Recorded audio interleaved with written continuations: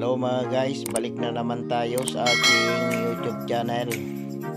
May pinapagawa na naman dito na cellphone. Ito ay iPhone 6s. Ito ay hindi nagtutuloy-tuloy. Ito ay tinatawag na patay sindi o botlop.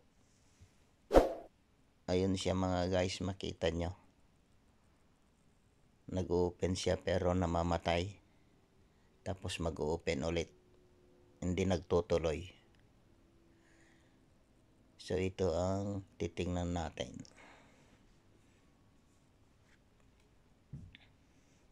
Try natin i-on. So ayaw talaga mga guys. Tingnan nyo, namamatay siya.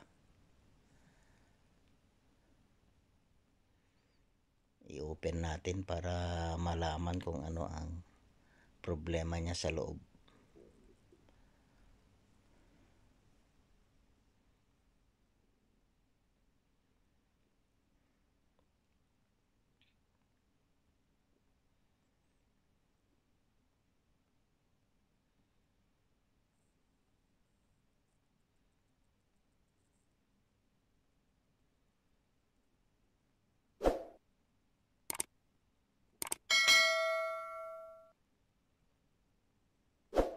So ang unahin natin dito mga guys ay tanggalin natin ang kanyang battery. Naku, wala palang ano ito. Hindi nakadikit.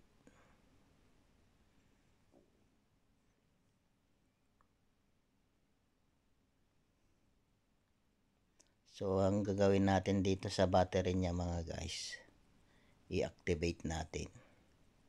Ito ang gagamitin natin. Malalaman natin kung ilan ang voltahe na lumalabas dito sa battery. So makita nyo mga guys, 3.6 lang. Dapat ito ay naka 3.7 volts. So i-activate natin mga guys.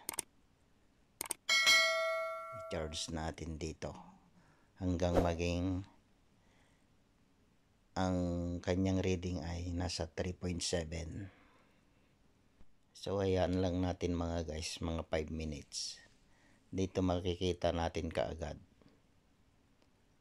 kung ilan ang reading ng battery pagkatapos ng 5 minutes.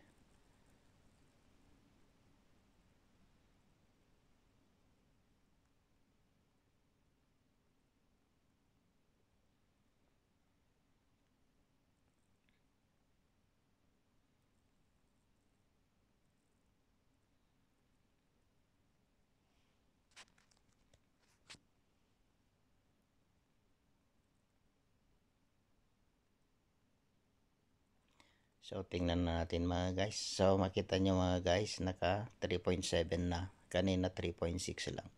So tanggalan na natin. I-kabit na natin dito sa kanyang pinanggalingan.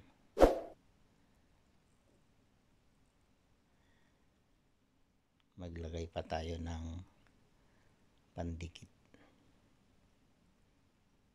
para hindi nagagalaw-galaw, naaalog ang battery.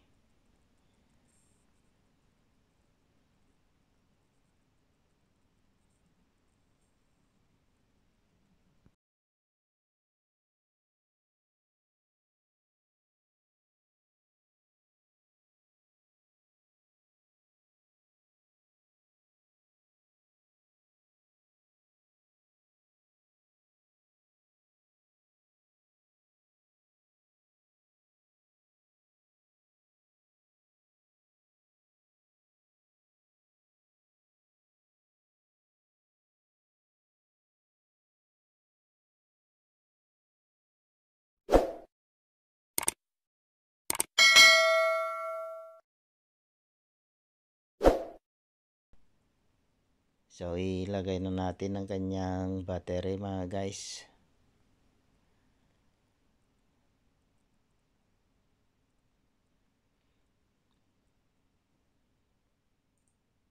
Ngayon na ibalik na natin lahat.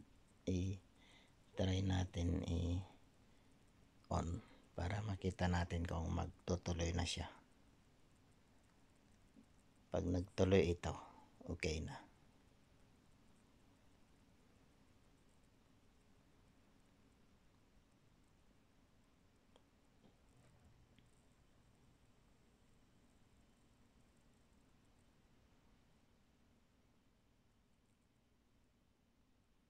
So nag-open na mga guys, okay na siya.